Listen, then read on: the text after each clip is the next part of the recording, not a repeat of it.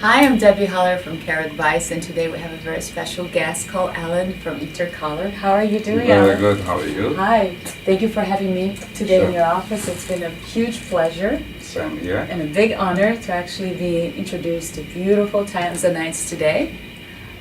Could you tell us a little bit about, first of all, your company and how you guys started, a little bit of the story? Well, our company came into existence about 40 years ago. We're just shy of 40 years. We started about 38 years ago. We are a family business. Very Four partners, four brothers that we've been together all this time. And our background was actually not gems or jewelry, but we had a late uncle who introduced us to this. So the rest is history, hopefully another 40 years. Yes, Yeah. I'm pretty sure with the amazing material that you have here to show us today, the longevity will still go on. I do hope so. Yes, so could you tell us a little bit about Tanzanites, about the stone itself? Tanzanite comes from the family of zoisite. That's the mineral that it derives from. It comes from one location on Earth, and that is at the footsteps of Mount Kilimanjaro in Arusha, Tanzania. It's one of the only gemstones that only comes from one location, and that is a strip of land that's about 4 kilometers long and half a kilometer wide. Hard to believe that it's been producing since it was discovered by Tiffany's. Yes. And introduced by, not discovered by, introduced by. Tiffany's in 1968. And ever since, this one strip of land has been producing millions and millions of carats over the years. So.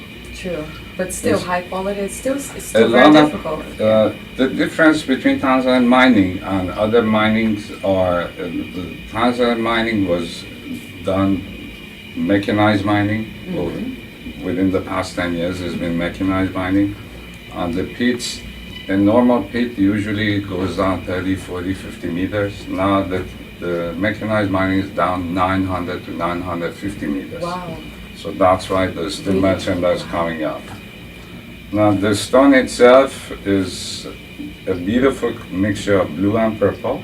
It's the majority of the stones we have are cut from the purple axis, so it displays more purple than blue. May I touch one of them? Sure. Oh, okay. I cannot just not touch one of these beautiful And gems. the beauty of this gemstone is that it comes in ring sizes, a lot of 5 to 10 carats. It comes in color blue, which is the most popular color in the US. And also, it always comes clean. There's very little inclusion, or at least our factory cuts the rough down to where it gets rid of all the inclusions. So every stone we have is absolutely eye clean. In some of the stones I see there's a little shading of violet. Well, light. again, Tanzanite, the gemstone itself is what we call dichloric. It displays both blue and purple. Every case, if you twist it and turn it, in some instances the dichloric effect is very drastic.